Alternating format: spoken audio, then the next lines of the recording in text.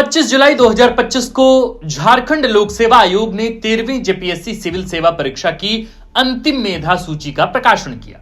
कुल 342 लोग सफल घोषित किए गए और कार्मिक विभाग ने इनकी नियुक्ति की अनुशंसा की। विभिन्न समाचार पत्रों, टेलीविजन न्यूज चैनल और ऑनलाइन समाचार वेबसाइट में एक दिलचस्प खबर प्रकाशित हुई कि स्विगी डिलीवरी बॉय बना डिप्टी कलेक्टर। यहां तक कि अंतर्राष्ट्रीय न्यूज एजेंसी बीबीसी ने बाकायदा इस खबर पर डॉक्यूमेंट्री का प्रसारण किया। इस अभ्यर्थी का नाम है सूरज कुमार यादव, जो गिरिडीह के रहने वाले हैं। मुख्यमंत्री हेमंत सोरेन ने बीबीसी की इस डॉक्यूमेंट्री को अपने ऑफिशियल एक्स हैंडल से पोस्ट किया और लिखा था कि हमारी सरकार ने पारदर्शी और ईमानदार परीक्षा का आयोजन कराया, जिसका परिणाम है कि एक डिलीवरी बॉय भी डिप्टी कलेक्टर बन सका। उन्होंने बधाई और शुभकामनाएं संदेश भी प्रेषित की। अनुसूचित जाति और अनुसूचित जनजाति वर्ग के कमजोर आर्थिक पृष्ठभूमि वाले कई अभ्यर्थियों का चयन भी इसमें हुआ। खैर, 28 जून को मोरहाबादी मैदान में मुख्यमंत्री हेमंत सोरेन ने सिविल सेवा के चयनित अभ्यर्थियों को नियुक्ति पत्र दिया। लेकिन हैरान करने वाली बात यह है कि सूरज कुमार यादव को नियुक्ति पत्र नहीं मिला। सूरज कुमार यादव जैसे कुल 10 चयनित अभ्यर्थियों को नियुक्ति पत्र नहीं मिला है। जिन 10 अभ्यर्थियों की नियुक्ति को होल्ड किया गया है, उनमें 3 आरक्षित श्रेणी के हैं, बल्कि 7 सामान्य कोटे के हैं। 3 आरक्षित श्रेणी के उम्मीदवारों का चयन भी सामान्य कोटे से किया गया है, क्योंकि उन्होंने अधिक अंक हासिल किए। जिन अभ्यर्थियों की नियुक्ति होल्ड की गई है, उनमें जितेंद्र रजक, सुप्रिया कुमारी तिर्की, रूपाली रोशन, नीरज कुमार, कुंदन कुमार सिंह, आशुतोष कुमार, सूरज कुमार यादव और सुदीति सुमन का नाम शामिल है। ये सभी झारखंड प्रशासनिक सेवा के अभ्यर्थी हैं। वहीं वित्त सेवा के सूरज कुमार और श्रम सेवा के रुपेंद्र प्रसाद की नियुक्ति होल्ड कर दी गई।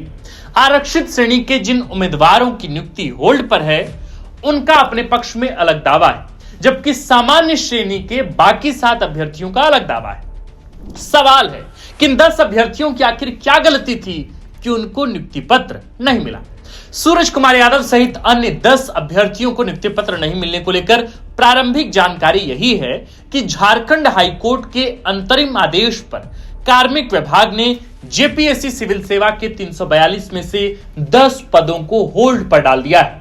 ऐसा क्यों हुआ, इसे समझने के लिए हमने विशेषज्ञों से बातचीत की। उनका कहना है कि ऐसा राहुल वर्धन बनाम झारखंड सरकार केस की वजह से हुआ। दरअसल अगस्त 2025 में एक दिव्यांग अभ्यर्थी राहुल वर्धन ने हाईकोर्ट में याचिका लगाई कि क्वालिफिकेशन के लिए पर्याप्त मार्क्स होने के बावजूद उसका चयन नहीं किया गया और दिव्यांग श्रेणी के पदों को सामान्य कोटि के छात्रों से भर दिया गया। याचिका में कहा गया कि दिव्यांग श्रेणी के लिए कुल 13 पद आरक्षित थे, जिनमें 8 अभ्यर्थियों की नियुक्ति हुई और 5 पद खाली रह गए। इसी प्रकार स्पोर्ट्स कोटा के भी 4 पदों को सामान्य कोटे से या सामान्य कोटे के छात्रों से भरा गया। हाई कोर्ट ने राहुल वर्धन की याचिका पर सुनवाई करते हुए अंतरिम आदेश पारित किया कि 10 पदों को खाली रखा जाए। कुछ अभ्यर्थियों ने नाम नहीं छापने की शर्त पर यह बताया कि कार्मिक विभाग ने ऐसे में झारखंड प्रशासनिक सेवा में सामान्य कोटे से चयनित 88 अभ्यर्थियों में से वरीयता सूची में नीचे के 8 अभ्यर्थियों की नियुक्ति को होल्ड कर दिया है। उसी प्रकार श्रम सेवा और वित्त सेवा के एक अभ्यर्थी की नियुक्ति को लंबित रख दिया गया है। हालांकि कुछ अभ्यर्थियों ने नाम नहीं छापने की शर्त पर बताया कि दिव्यांग और स्पोर्ट्स कोटे में क्षैतिज आरक्षण लागू होता है। इसके मुताबिक यदि दिव्यांग और स्पोर्ट्स कोटे में योग्य अभ्यर्थी नहीं मिला तो पद खाली नहीं रखा जाता, बल्कि इसे सामान्य कोटे के छात्रों से भर दिया जाता है और आरक्षण को आगे कैरी फॉरवर्ड कर दिया जाता है। वहीं वर्टिकल आरक्षण मसलन ओबीसी, एसटी और एसटी के पद खाली रह गए, इन्हें बैकलॉग नियुक्ति के लिए खाली छोड़ दिया जाता है। सबसे पहले आरक्षित श्रेणी के उम्मीदवारों की परेशानी, तर्क और उनकी मांगों को हम समझ लेते हैं।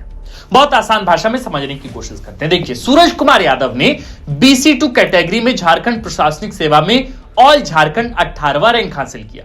सुप्रिया कुमारी तिर्की ने अनुसूचित जनजाति श्रेणी में ऑल झारखंड 5वां रैंक हासिल किया है और जितेंद्र रजक को SC कैटेगरी में पहला रैंक मिला है, यानी वह अपनी श्रेणी में झारखंड टॉपर है।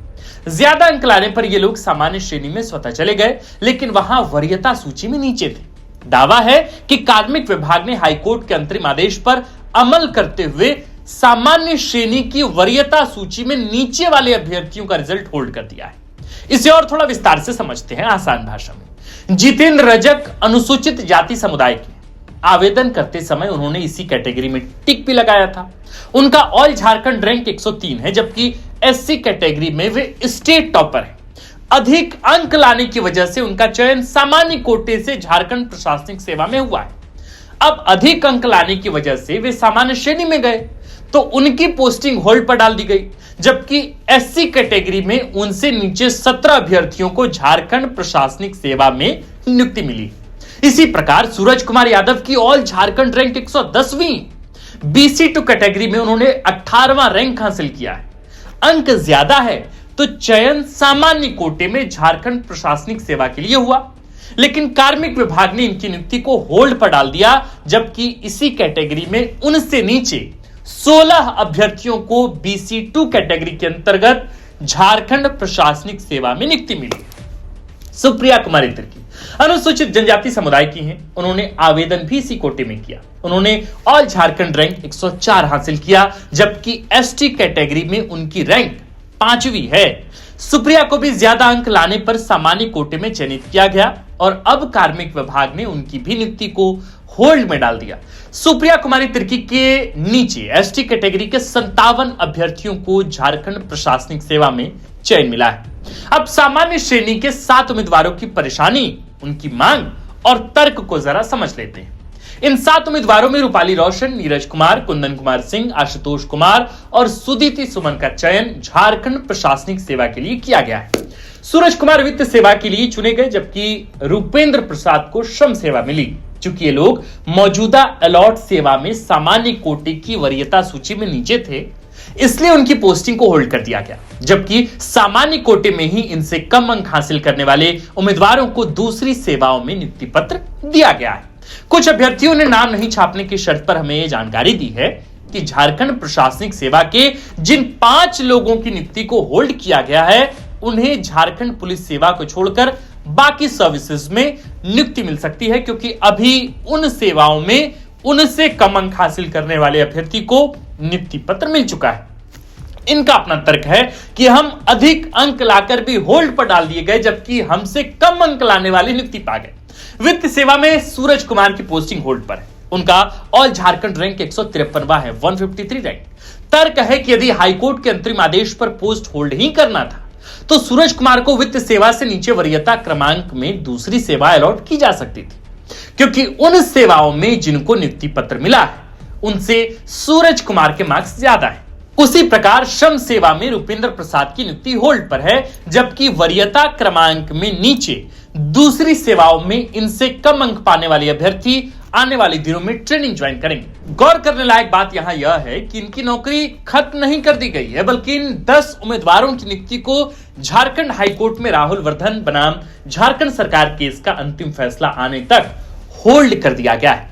कार्मिक विभाग का कहना है कि हाईकोर्ट का फैसला आते ही इन 10 अभ्यर्थियों की नियुक्ति पर सकारात्मक यानी कि पॉजिटिव फैसला लिया जाएगा, सकारात्मक फैसला लिया जाएगा। हालांकि अभ्यर्थियों की चिंता है कि न जाने न्यायिक प्रक्रिया में कितना वक्त लगेगा, कब मामले की सुनवाई होगी, इसमें कितना वक्त लगेगा किसी को नहीं पता। अभ्यर्थियों की चिंता यह है कि 16 दिसंबर से 13वीं जेपीएससी सिविल सेवा के चयनित अभ्यर्थियों की ट्रेनिंग शुरू होने वाली है।